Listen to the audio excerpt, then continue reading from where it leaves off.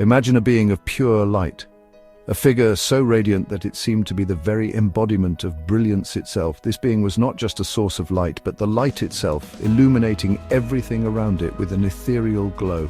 His very essence radiated brilliance. Every movement, every gesture was a dance of light, casting shimmering reflections that painted the cosmos in hues of gold and silver.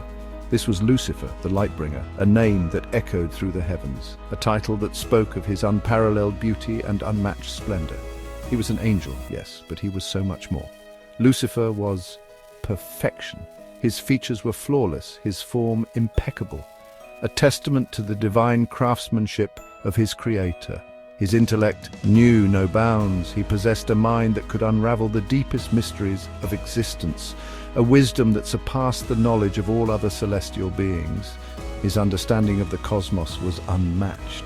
He could see the intricate patterns of the universe, the delicate balance of creation, and the profound truths that lay hidden within the stars. And his heart, it overflowed with joy, a joy that was pure and untainted, a reflection of the divine love that filled his being. Lucifer basked in the presence of the Creator. He stood in the divine light, absorbing its warmth and radiance, feeling a connection that was both profound and intimate. He reveled in the wonders of creation. Every star, every planet, every living being was a marvel to him, a testament to the boundless creativity of the Creator. Lucifer existed in perfect harmony with all of heaven. He was a beloved figure, admired and respected by all other celestial beings, a symbol of unity and peace. He was the most brilliant star in the celestial tapestry, a beacon of light that guided and inspired, a shining example of divine grace. His song was the sweetest melody, a harmony that resonated through the heavens, a symphony of love and devotion that touched the hearts of all who heard it. His thoughts were the most profound poems. Each idea, each contemplation was a masterpiece of insight and understanding, a reflection of his boundless intellect. He was the pinnacle of God's creation, or so he thought. In his heart, a seed of pride began to grow, a belief that he was not just a creation, but a creator in his own right. Before time and space, there was the Father. He was the source of everything. Then from the Father emerged the Son. The Son was the Word, the embodiment of the Father's will. Together, they created the universe. Together, they set the stars ablaze. Their bond was unbreakable, their love eternal. The angels marveled at the Son. They recognized his authority. It flowed from the Father. It was absolute, and it was beautiful. The angels sang their celestial hymns. Their voices echoed through the heavens. They praised the Father and the Son. Lucifer, in all his brilliance, felt a change. It was subtle at first, like a faint whisper carried by the wind, barely noticeable amidst the celestial harmony. A whisper in the back of his mind, a seed of doubt. This whisper grew louder, more insistent as days turned into eons. Why was the sun given such authority? The question echoed in his thoughts, a relentless tide that would not be silenced. Was Lucifer not also magnificent? His radiance unmatched, his wisdom profound. He had been the morning star, the herald of dawn. Had he not also played a part in the grand symphony of creation? His hands had shaped the stars. His voice had sung the galaxies into existence. These questions gnawed at him. They were like thorns in his mind, pricking and prodding, refusing to be ignored. They chipped away at his once perfect serenity. His once unshakable faith began to waver, cracks appearing in the facade of his certainty. The seed of doubt grew into a sapling of resentment. It took root in the fertile soil of his pride, nourished by his growing sense of injustice. Lucifer began to question the Father's plan. He wondered if there was a place for him in this divine order, or if he was merely a pawn in a game he did not understand. He questioned the Son's authority. Why should he, the brightest of all angels, bow to another? The thought was intoxicating, a dangerous allure that he could not resist. He who was once the light-bringer now felt a shadow fall across his heart. The light that had once defined him was now dimmed, obscured by the growing darkness within. Lucifer, with his silver tongue, began to whisper. He shared his doubts with his fellow angels. He painted a picture of a different reality, a reality where angels were not bound by the Father's decrees, where they were free to choose their own destinies. His words, once filled with light, now dripped with poison. At first the other angels were hesitant. They had always known only harmony. They could not fathom questioning the Father. But Lucifer was persuasive. He appealed to their sense of pride. He stoked the flames of ambition in their hearts. Section 5.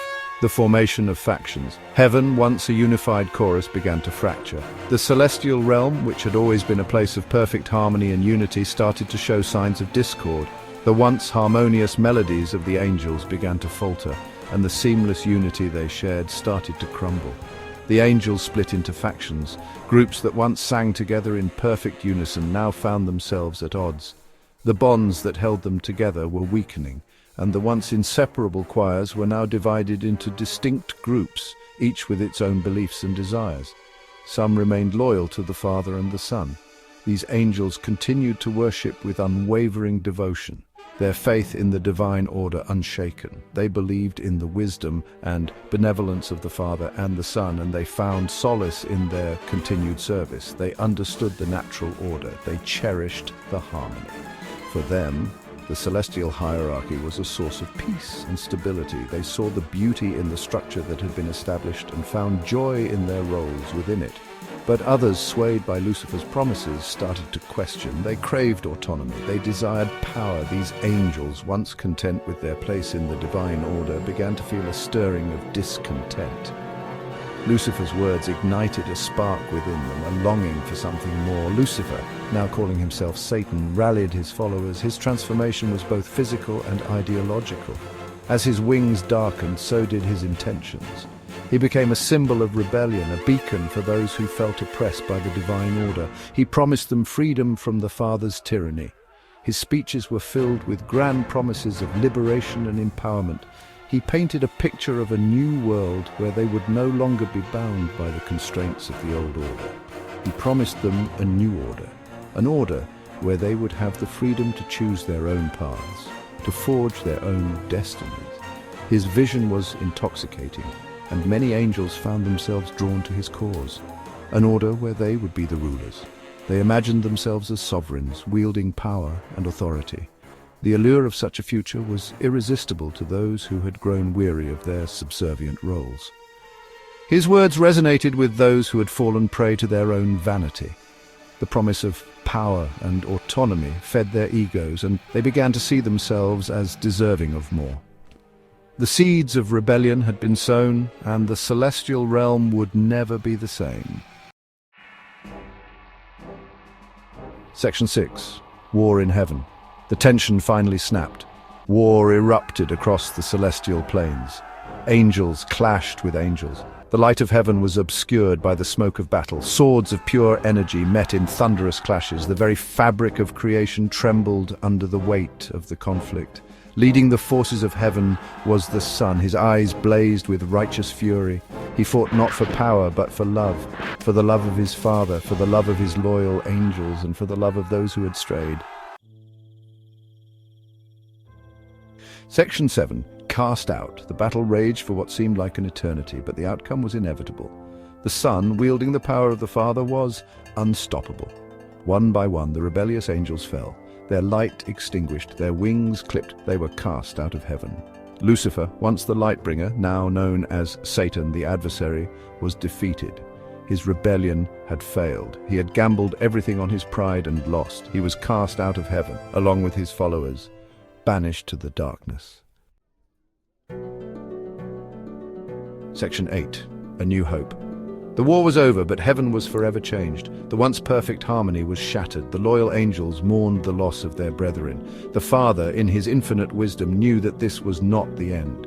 He would create a new world, a world where beings with free will could choose to love him, and in that world the battle between good and evil would continue, but so too would the promise of redemption.